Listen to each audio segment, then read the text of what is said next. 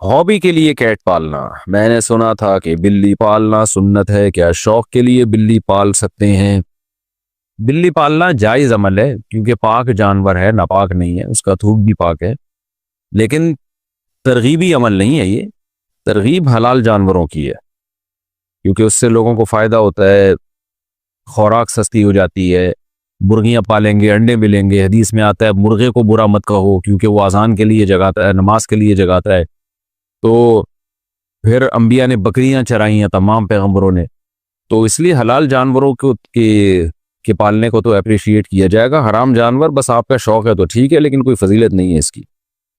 کیا بلی کا جھوٹا کھا پی سکتے ہیں؟ بلی پالنا کیسا ہے؟ کیا بلی کا جھوٹا حلال ہے؟ اگر بلی نے گوشت یا دودھ میں منہ مار دیا تو اس کے استعمال کا کیا حکم ہے؟ موسیٰ جان ریاض سے حدیث میں آتا ہے نبی صلی اللہ علیہ وسلم نے بلی کا جھوٹے کو پاک قرار دیا ہے اور اس کی وجہ یہ بیان کی فَإِنَّهَا مِنَ الطَّوَّافِينَ عَلَيْكُمْ، یہ تم پر بار بار چکر لگاتی ہے، یعنی گھریلو جانور، اس سے بچنا بہت ممکن ہے۔ تو اس لیے فقہاء نے لکھا ہے کہ بلی کا جھوٹا پاک ہے، لیکن مکروہ بہرحال ہے۔ مکروہ اس لیے کہ درندوں کے جھوٹے ناپاک ہوتے ہیں، حرام جانوروں کا جھوٹا ناپاک ہوتا ہے، تو بلی بھی بہرحال ایک درندہ ہے۔ تو نبی نے جو گنجائش دی اس کی وجہ بتا دی کہ اس سے بچنا ممکن نہیں ہے، بہت مشکل ہے اس سے بچنا، بار بار گھروں میں آتی ہے، منہ لگا دیتی ہے کھانے پینے کی چیزوں کو۔ تو اس سے پتہ چلتا ہے کہ ضرورت کی وجہ سے اس کی اجازت دی گئی ہے۔ تو ضرورت کی وجہ سے جس چیز کی اجازت دی جائے تو اس میں یہی ہوتا ہے کہ احتیاط بہتر ہے۔ تو اگر بلی نے گوشت میں منہ مار دیا، پانی میں منہ مار دیا تو استعمال کر سکتے ہیں، لیکن اگر کوئی احتیاط پر عمل کرے تو بھی ٹھیک ہے، تو زیادہ اچھا ہے۔ تو اب ایسا نہ ہو جائے کہ بلیوں کو اتنا لفٹ کرائیں جیسے انگریزوں نے کتوں کو لفٹ کرایا ہوا ہے، کہ وہ اس کا جھوٹا باقاعدہ پراپر کھاتے ہیں، پیتے ہیں، اس کے زبان لگاتے ہیں، اس کی زبان، کتا ان کے منہ میں زبان لگا رہا ہوتا ہے، اوٹ پٹانگ حرکتیں کر رہے ہوتے ہیں، اللہ تعالیٰ ان کو ہدایت دے۔ تو کتے کا جھوٹا تو بالکل ہی ناپاک ہے۔ میرا مقصد بتانے کا یہ ہے کہ بلی کو پالیں آپ، لیکن اتنا لفٹ نہ کرائیں جتنا انگریزوں نے کتوں کو لفٹ کرایا بھائی، کیونکہ ہے بہرحال درندہ، تھوڑا سا ریزرو رہیں اس سے، کھانے پینے کی چیزوں میں اس کو اپنے ساتھ شریک نہ کریں، فیملی ممبر نہ بنائیں آپ بلی کو۔ کیا بلی کا کاروبار حلال ہے؟ کیا بلیوں کا کاروبار کرنا جائز ہوگا؟ اگر ہم بلیاں پالیں اور بعد میں اسے بیچیں تو کیا یہ جائز ہے؟ عظمیٰ صاحبہ ممبئی سے۔ دیکھیے جائز تو ہے مگر مکروہ ناپسندیدہ ہے۔ نبی صلی اللہ علیہ وسلم نے بلی کے جو اجرت ہے، یعنی بلی کو آپ فروخت کر کے جو اس کا ثمن حاصل ہوتا ہے، اس کو آپ صلی اللہ علیہ وسلم نے اس کو ناجائز قرار دیا ہے۔ تو جمہور علماء وہاں جو کہتے ہیں کہ آپ صلی اللہ علیہ وسلم نے اس کو پسند نہیں کیا، اس سے مراد کراہت تنزیہی ہے، یعنی حرام۔ بعض علماء تو حرام ہونے کے قائل ہیں، لیکن جمہور علماء کہتے ہیں کہ وہاں مراد جو نبی نے منع کیا ہے، یعنی بلی کے جو قیمت ہے اس کو کھانے سے، تو یہ ممانعت حرام کے درجے میں نہیں ہے بلکہ کراہت تنزیہہ کے درجے میں، دوسرے دلائل کی روشنی میں۔ اس کی وجہ ہے کہ بلی کا جھوٹا حلال ہے، جھوٹا پاک ہے بلی کا، تو وہ ناپاک جانور نہیں ہے، تو اس لیے اس کے ناجائز ہونے کی اور کوئی وجہ نہیں ہے۔ البتہ اس حدیث کی روشنی میں بعض علماء کہتے ہیں کہ حرام ہے، لیکن جمہور علماء کہتے ہیں کہ مکروہ تنزیہی ہے۔ مکروہ تنزیہی کا مطلب ہوتا ہے اوائڈ کرنا، بچنا بہتر ہے۔ تو مشورہ میرا یہ ہے کہ اگر آپ نے کوئی بلی بیچ دی ہے تو اس کی قیمت اگر آ گئی ہے تو ٹھیک ہے، لیکن آئندہ بہتر یہ کہ اس کو کاروبار آپ نہ بنائیں۔ حرام میں نہیں کہہ رہا، قول میں وہی کر رہا ہوں جو جمہور کا قول ہے کہ حرام نہیں ہے، مکروہ تنزیہی ہے، لیکن بہتر یہی ہے کہ آپ اس سے اجتناب کریں۔ حلال جانوروں کا کاروبار کیا کریں، اس میں برکت ہوتی ہے، اس میں لوگوں کو فائدہ ہوتا ہے۔ بلیاں اگر معاشرے میں پھیلیں گی تو اس سے پبلک کو کیا فائدہ ہے؟ اگر گائے، بھینس، بکریاں، مرغیاں ان کا کام کریں گے، مرغیوں سے انڈے ملیں گے، بکریوں سے دودھ ملے گا، گوشت ملے گا، بکروں کے ریٹ مارکیٹ میں کم ہو جائیں گے جب بکروں کی پیداوار بڑھے گی، تو اس سے انسانیت کو فائدہ ہے اور انٹرٹینمنٹ بھی ہے۔ بکری بھی پل جاتی ہے، دمبے بھی پل جاتے ہیں، میرے دمبے آپ آ کے دیکھیں، 2 دمبے ایسے ٹائٹ خاندانی طریقے سے پلے ہوئے، کھا کھا کے ماشاءاللہ مسٹنڈے بھی ہو رہے ہیں اور پل بھی گئے ہیں، بچے کھیلتے ہیں ان سے، وہ جب عصر کے بعد لے کے نکلتے ہیں چھلانگے مارتے ہیں وہ۔ تو اگر آپ کو تفریح کرنی ہے تو دمبوں سے بھی ہو سکتی ہے، گائے سے بھی ہو سکتی ہے۔ گائے کا بچہ کتنا خوبصورت ہوتا ہے ایسا، اور بھینس کا بچہ ایک نمبر کا سست ہوتا ہے۔ میں اکثر لطیفہ سناتا ہوں نا، بھینس کا بچہ ایسے کھیلتا ہے، بس اس کا کھیل یہی ہے، کان بیٹھ کے ہلاتا رہے گا، اس سے بھی مزہ آتا ہے۔ اور گائے کا بچہ ذرا اچھل کودتا ہے، بکری کا بچہ اور اچھل کود مچاتا ہے، ایسا خوش ہوتا ہے جب آپ اس کو اس کے پنجرے سے باہر نکالیں نا، ایسی چھلانگے مارتا ہے۔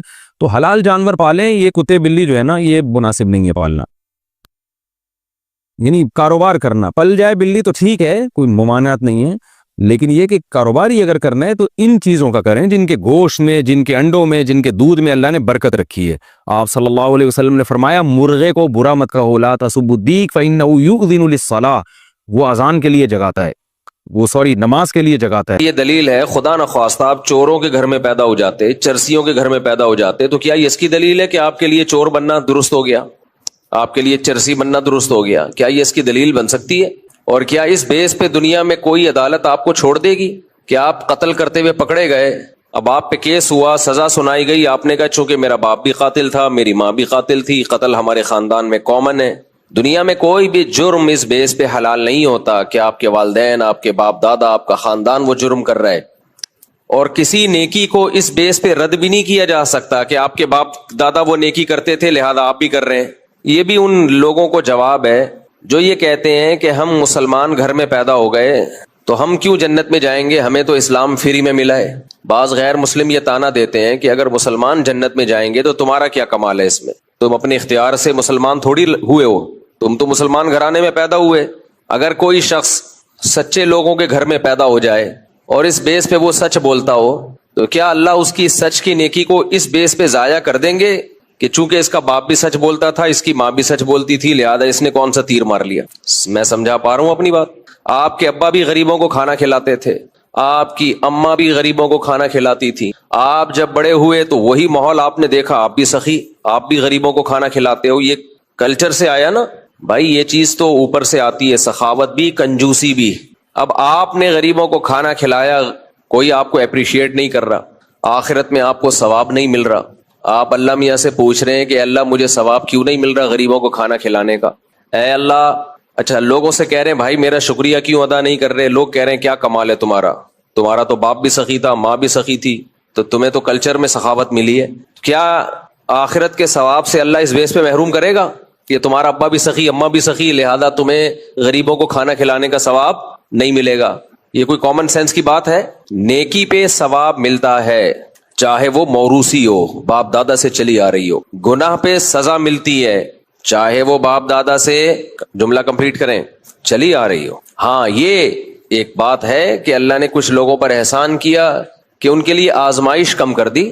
ہمیں اللہ نے مسلم گھرانے میں پیدا کیا، ہماری آزمائش کم ہے اور غیر مسلم کی آزمائش زیادہ ہے، تبھی غیر مسلم جب مسلمان ہوتا ہے تو اسے ثواب زیادہ ملتا ہے کیونکہ وہ قربانی دے کے آ رہا ہے۔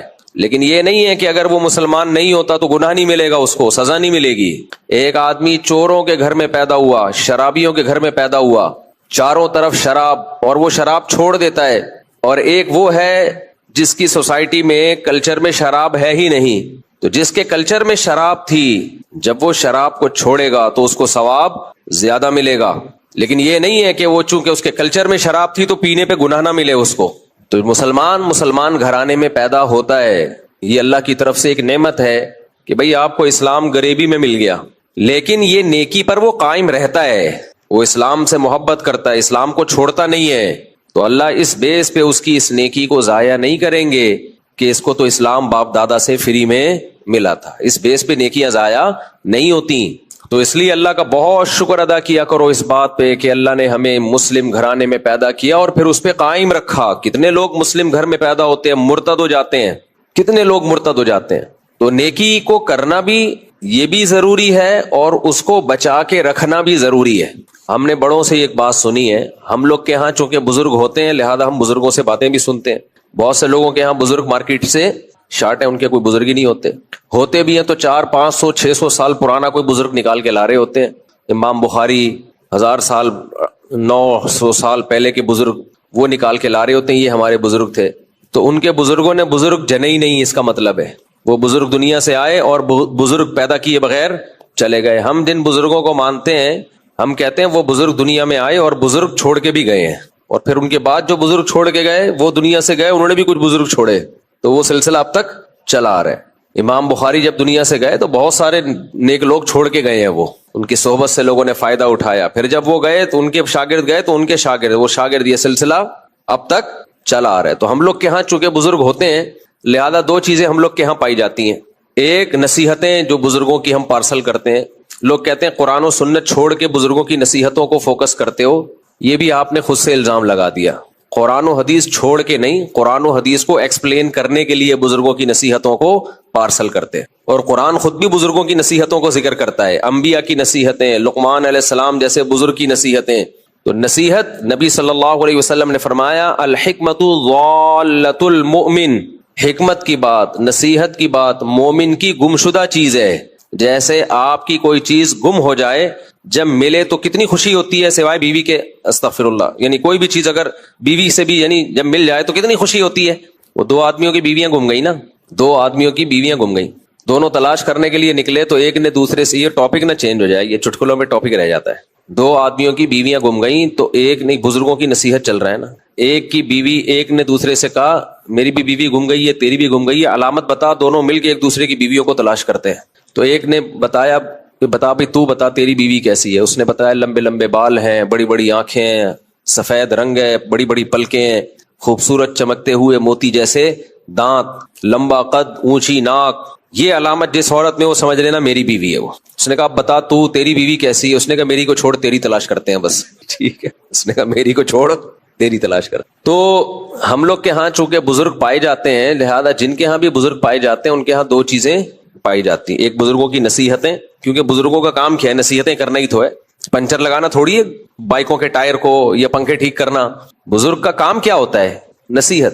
تو بزرگوں کی نصیحتیں جو نقل کی جاتی ہیں قرآن و سنت کو چھڑوانے کے لیے نہیں، قرآن و سنت پہ لانے کے لیے. یہ قرآن و سنت کی کسی بات کو ایکسپلین کرنے کے لیے. بچپن میں ہم جب نونہال پڑھا کرتے تھے حکیم محمد سعید رحمۃ اللہ علیہ کا، تو اقوال زرعی یعنی خوبصورت اقوال، عمدہ اقوال، اس کے عنوان سے انگریز بھی اپنے بزرگوں کو مانتے ہیں. شیکسپیئر کی باتیں نقل کر رہے ہوتے ہیں. انگریز شیکسپیئر کی بات نقل کرتے ہوئے جھجک محسوس نہیں کرتا. ہمارے ہاں اللہ والوں کی باتیں نقل کرتے ہوئے لوگوں کو موت آتی ہے اور کہتے ہیں یہ بزرگوں کو لے کے بیٹھ گئے. ہاں، بزرگ کی بات قرآن و حدیث کے خلاف ہوگی پھر نہیں لی جائے گی، پھر اس کو رد کیا جائے گا. تو جن کے ہاں بزرگ ہوتے ہیں ان کے ہاں دو چیزیں پائی جاتی ہیں. نمبر ایک بزرگوں کی باتیں بھی، اور نمبر دو کرامتیں بھی. کیونکہ کرامتیں کس کے ہاتھ پہ ظاہر ہوتی ہیں؟ بولو، بزرگوں کے ہاتھ پہ ہوتی. اللہ دکھا رہا ہوتا ہے کہ میں اپنے اس بندے کے ساتھ ہوں. جیسے سلیمان علیہ السلام کے دربار میں وہ بزرگ تخت اٹھا کے لے آئے سیکنڈ میں، تو سلیمان علیہ السلام نے کیا فرمایا؟ ہاذا من فضل ربی. سیکنڈ کے بھی 1000ویں حصے میں ان بزرگ نے کہا کہ میں ملکہ سبا کا تخت اٹھا کے لاؤں گا. یہ کہا اور تخت حاضر. تو سلیمان علیہ السلام نے اس بزرگ کی تعریف نہیں کی، بلکہ کیا فرمایا؟ ہاذا من فضل ربی، یہ میرے رب کا فضل. اس سے پتا چلا کہ بزرگ کے ہاتھ پہ جو کرامت ہوتی ہے وہ اصل میں بزرگ نہیں کر رہے ہوتے. کون کر رہا ہوتا ہے؟ اللہ کر رہے ہوتے ہیں. تبھی سلیمان علیہ السلام یہ نہیں کہہ رہے ہاذا من کرامتی بزرگی، یہ میرے بزرگ کے کرامت، میری امتیوں میں ایک بزرگ کی کرامت ہے، بلکہ کس کی طرف نسبت کی؟ اللہ کی طرف، کہ یہ میرے اللہ کا فضل ہے. صرف ایک یہی واقعہ کرامت کے ٹاپک کو ایکسپلین کرنے کے لیے کافی ہے. لیکن جن کی کھوپڑی میں بھوسا بھرا ہوا ہے ان کو سمجھ میں نہیں آئے. بزرگ کے ہاتھ پہ یہ ہوا ہے. بزرگ نے کہا میں لے کر آؤں گا. انا آتی کا بھی قبل ان یرتد الیک طرفک، اے سلیمان آپ کی پلک جھپکنے سے پہلے میں ملکہ سبا کا تخت اٹھا کے حاضر کروں گا. یہ کہا اور تخت حاضر. نسبت کس کی طرف کر رہے ہیں؟ اپنی طرف. میں یہ کام کروں گا. تو سلیمان علیہ السلام کو چاہیے تھا کہ جب وہ تخت حاضر ہوا تو آپ کا شکریہ ادا کرتے، تھینک یو ویری مچ، آپ یہ تخت سیکنڈوں میں لے آئے، میں آپ کا تہہ دل سے شکر گزار ہوں. اپنا خیال رکھیے گا. کیا خیال ہے بھائی؟ لیکن شکر ہے کوئی جاہل وہاں بیٹھا ہوا نہیں تھا. کوئی جاہل بیٹھا ہوا ہوتا پہلی بات وہ یہ کہتا کہ یہ تو پاسبل ہی نہیں ہے کہ کوئی انسان سیکنڈوں میں تخت اٹھا کے لے آئے، یہ شرک ہے. کیونکہ جب اپنے دماغ میں گوبر بھرا ہوا ہوتا ہے تو ہر جگہ گوبر ہی نظر آتا ہے، کوئی اچھی تعویل کر نہیں سکتا. سب سے پہلے کہتا یہ شرک ہے. دوسری بات وہ یہ کہتا کہ اگر یہ کام اللہ نے کیا ہے تو یہ بزرگ نے یہ کیوں کہا کہ میں لے کے آؤں گا؟ یوں کہتے اللہ لے کے آئے گا. یہ اعتراض بنتا ہے کہ نہیں بنتا؟ اگر کسی کے دماغ میں گوبر ہوتا، جیسے یہاں آج کل بہت سارے لوگوں کے دماغ میں گوبر ہے، وہ تیسرا اعتراض یہ کرتے کہ اور اگر یہ لے کے بھی آیا ہے تو سلیمان علیہ السلام اللہ کا شکر کیوں ادا کر رہے ہیں، ان بزرگ کا کیوں نہیں ادا کر رہے؟ چوتھا اعتراض وہ یہ کرتا کہ سلیمان علیہ السلام تو لا نہیں سکے، یہ بزرگ اٹھا کے لے آئے. پانچواں اعتراض وہ یہ کرتا اچھا بزرگ اگر تخت لا سکتے ہیں تو پھر بزرگوں کو چاہیے کہ گھر کا فرنیچر ڈالنے کی ضرورت ہی نہیں ہے. کیا خیال ہے بھائی؟ گاڑی بک، اس زمانے میں بھی تو گھر میں فرنیچر آتے ہوں گے، لوگ گدا گاڑیاں بک کراتے ہوں گے.